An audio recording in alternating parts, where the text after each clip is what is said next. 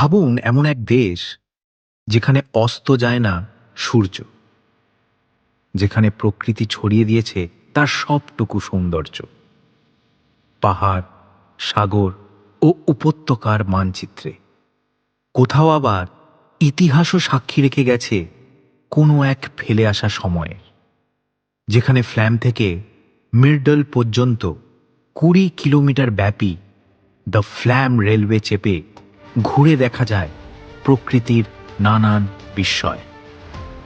ট্রমজোর কেবল কার ride চেপে camera বন্দি করা যায় ছবির মতন সুন্দর দৃশ্যগুলি, যা যে কোনো প্রকৃতি প্রেমিকের মন জয় করে নেয়।